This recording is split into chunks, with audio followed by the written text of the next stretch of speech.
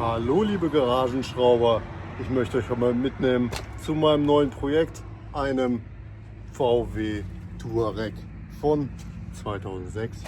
Ja, den Wagen habe ich als Unfallwagen gekauft, deswegen sieht er auch aktuell noch so aus.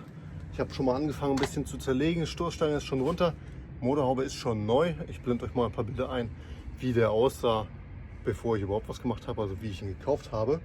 Ja, und der soll mein Zugfahrzeug werden fürs Boot. Wer meinem Kanal schon länger folgt, hat vielleicht das Video gesehen. Und genau, ich nehme euch einfach mal mit. Angefangen habe ich ja schon. Ich habe noch ein paar Clips, wie ich die Stoßstange demontiert habe. Ja, vielleicht interessiert es den einen oder anderen, wie man so an einem Touareg schraubt. Es ist nicht ganz so einfach, wie ich dachte. Ich habe schon neue Teile besorgt. Stoßstange habe ich neu. Gut, Stoßstange ist nicht wirklich kompliziert. Was jetzt aber mir Probleme bereitet, ist, diesen Schlossträger auszubauen, weil da nämlich das ganze Kühlerpaket dran hängt.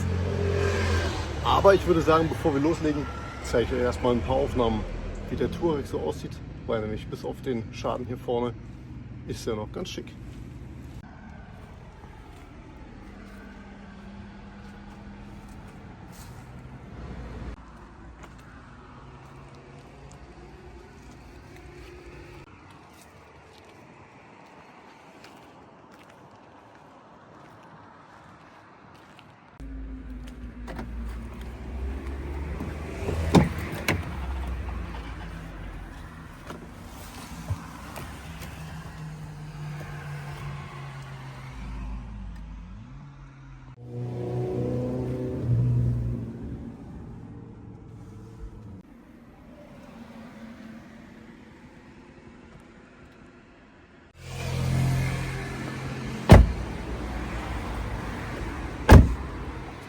So viel jetzt erstmal dazu. Also wie gesagt, was getauscht werden muss, ist der Stoßträger. Die Kühler sind zum Glück alle dicht. Die Scheinwerfer sind auch noch in Ordnung. Da muss lediglich auf der linken Seite der Scheinwerferhalter neu.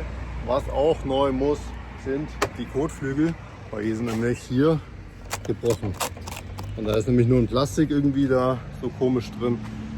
Die Teile habe ich neu. Es geht quasi einfach nur darum, die einzubauen. Und dann nehme ich euch mit. Ich werde auch gar nicht groß erklären, einfach ein bisschen filmen. Ja, und dann haben wir hoffentlich günstig ein schönes Auto geschossen.